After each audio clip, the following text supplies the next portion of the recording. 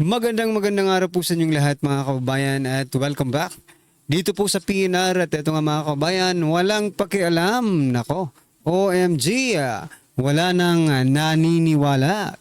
Patungkol po rin mga kababayan ang ating alamin at bibigyan ng komento ngayong araw na ito. Pero bago pong lahat, kung bago ka pa lang at di pa po nakapag-subscribe sa ating munting channel, please don't forget to subscribe at palike na rin po ng video ito. Maraming salamat po at ito na nga, simulan na po natin to. Sawa na ang bayan ko sa magnanakaw na tao.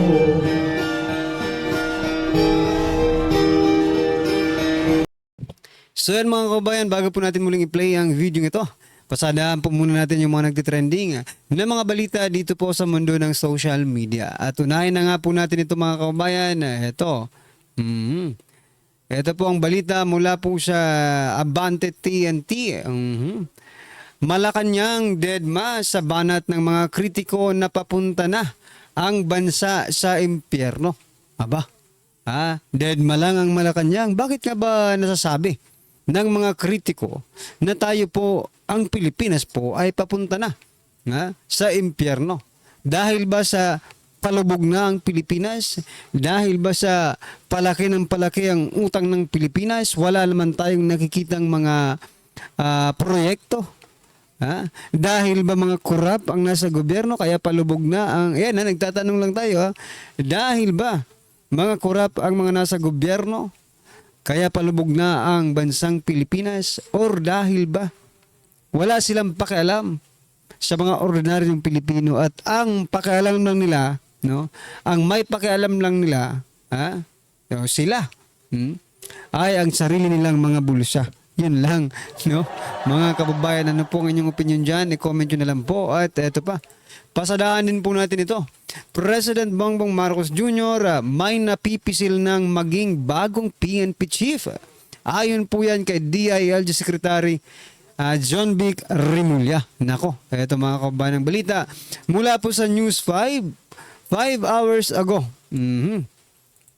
May napupusuan na si President Bongbong Marcos Jr. na maging susunod na Philippine National Police Chief. Ayon kay Interior and Local Government Secretary John Vic Remulla. Dagdag pa ni Remulla, wala silang inirekomenda. Wala silang inirekomenda. Ibig sabihin, this is the President's choice mga kababayan. Okay? Ang Pangulo, anya ang pumili kung sino ang ipapalit kay PNP Chief Romel Marbel. Nako, pero nagpapahiwatig na po mga kababayan si Major General Torre. Si Torre mga kababayan nagpapahiwatig na po na pangarap din niya pong maging PNP Chief. At sabi niya nga po pag kung sakasakali mang siya ang piliin na maging PNP Chief ay gagawin niya ang lahat mga kababayan, right? Ganoon naman talaga ang bawat mga pangako ng bawat ina-appoint, okay? Sabi po dito, it is his choice. Nag-usap na kami and may napupusuan na siya pero hintayin na lang yung announcement niya. Saad ni Remulla, nakatakdang magretiro si Marbel sa June 7. Yan mga kababayan, ano po ang inyong opinion or ano po ang inyong hula? Sino ba talaga? Sino po ang inyong bet na maging PNP Chief under Marcos administration? Is it really the best choice? No? Ito, nagtatanong lang tayo Is it really the best choice na si Marbel ay na si Torre ang maging PNP Chief ng ating bansa, ng ating PNP? Well, anyway mga kababayan, tingnan na lang natin. Sabi nga dito, antayin na lang daw ang announcement ni President Bongbong Marcos Jr. Ito pa mga kababayan, pasadaan din po natin itong si Dilima. Gusto ko lang pong bigyan ng komento itong sinasabi ni Dilima, Sabi po ni Dilima, pagharap ko sa bawat isa sa kanila, muli akong nanindigan na hindi ako aatras, hindi ako mapapatahimik at tulad ng hindi ninyo pag-iwan sa akin, hindi ko rin kayo iiwan. Nako, Ito po, no? Mamamayang liberal party list representative-elect Laila de Lima vowed to the to the families of extrajudicial killing victims na nagsisik ng justice. O yan, mga kabayan. Kayo, eto lang masasabi ko, kayo pong mga di umano, biktima ng mga extrajudicial killing na yan, makinig po kayo, mga kabayan, no? Baka nalilimutan nyo po. Si De Lima po ay convicted yan because of relation to the personalities ng mga drug lord, mga kaubayan. Kaya nga nakulong yan, di ba? Tapos kayo nagpapautok pa kayo kay De Lima. You don't know. Kung titingnan mo ang logically, no? Baka nga si De Lima pa ang may ang dahilan kung bakit naging ganyan kayo eh. Di ba? Si De Lima po ang maybe Ito nagtatanong, baka si De Lima po ang dahilan kung bakit naging sinasabi niyong naging biktima kayo ng war on drugs, di ba? Yung mga mahal niyo sa buhay. That is maybe because De Lima is, sumasayaw doon. Marami pong ebidensya na nagpapakita that De Lima is really connected to this personality. Diba? May picture pa nga sila ni Erwin Espinosa, di ba? O, nanalo silang parehas, mga kabayan. Sino pa? Sa Bilibid, sumasayaw si De Lima na parang isang dalagang dilag. Anyway, what I'm trying to point out dito, mga kabayan, kung bakit ito sinare sa inyo, kasi wag po kayong magpauto. Baka inuuto lang kayo ng De Lima. Because De Lima, hindi naman lingid sa inyong kaalaman, no? Na siya din po ay, wag na po natin pag-usapan. Basta ang importante, wag po kayong magpauto. Kung hihingi man kayo ng tulong, wag sa taong ito. Ito ang dahilan kung bakit naging biktima yung mga mahal nyo sa buhay ng war on drugs. Di ba? Yung logic ba, mga kabayan, kasi ang hirap, no? Baka mamaya mabudol kayo, nako. Anyway, ano po ang inyong opinion dyan, mga kabayan? I-comment nyo na lang. At eto pa, pasadahan din po natin itong si Speaker Martin Romualdez. Sabi niya po dito, unity and compassion are what we need now. I stand with the President. The nation comes first. Where is, tanong ko lang, where is the nation comes first? Yung pamimigay ng ayuda? It's really a long-time solution. Hindi. It's not a sustainable solution. Sustainable sa utang pwede. Pero sa solusyon, hindi po. At nasaan yung sinasabi nyong the nation comes first? Sige nga, kung talagang yan po, ito ay challenge kung naririnig man nila. Manawagan tayo, baka sakaling marinig eh. Kung talagang, kung talaga pong the nation comes first sa mga puso at isipan ninyo, if it is really your principle, payag ba kayo, mga politiko? Lahat ng politiko, from the very, very high to the very, very low na mga position in the government, wala kayong sweldo. Nation first, di ba? Nation comes first. Kumbaga, family first di ba? Wala kayong sweldo. Payag ba kayo? Pero papayag ang mga ito, inayutang na't papayag to. Tulad ba ni Soto, mga kaubayan, di ba? Soto is giving his salary to the poor student ayon sa kanya. Ngayon, ang tanong ko dito, for example lang, wala kayong sweldo. Kasi the nation comes first di ba? Para yung mga sweldo niya, yun na lang yung ibabayad sa mga inungutang niya pang ayuda. Pero babawi rin naman ng mga hinayutak na to sa mga proyekto nila. Di ba? Baka triple, 10 times pa ang makuha sa kaban ng bayan ng mga ito. Pag inagawa, pag dinonate yung kanilang mga sweldo, di ba? Anyway, naniniwala ba kayo that this administration, unity and compassion are what we need now. And sabi niya, I stand with the president, the nation comes first. Naniniwala ba kayo that this administration, ito talagang pinakamoto nila? The nation comes first. Mukhang hindi ko nakikita eh. That nation comes first. Baka unahin muna ninyo yung mga... Kasi ang nakikita lang naman namin, inuuna ninyo yung mga kaaway nyo sa politika. The nation is...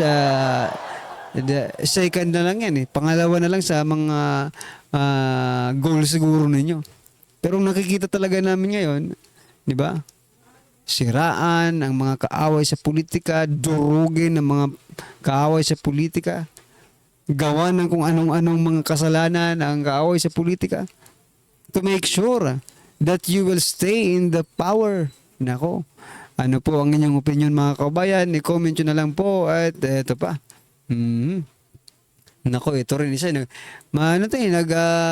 parehas na ito kay si Erwin Tulfo mga kabayan, parehas na po mag-isip ngayon kay Speaker Martin Romualdez, no? Sabi po ni Tulfo, ibabalik ang NFA rice sa palengke pagpasok sa Senado. Nako, ibabalik daw ang magiging useless yung bakit 20 pesos per kilo pa rin ba yung NFA rice na yan? Yan ba yung binibenta na 20 pesos per kilo at ilalagay sa palengke? Sa palagay niyo po ba papayag yung mga negosyante, mga kababayan? Di ba? Sa bagay, wala namang pilitan kung sa kay kanino ka bibili, di ba? Pero what I'm trying to point out, itong gobyernong ito, mga kababayan, kinumpetensya na po nila yung mga farmers natin, no? Biruin mo, sa kanila nabibili lang ng 20 pesos. Sa mga farmers medyo mahal-mahal. Siyempre pinaghirapan yan eh, di ba?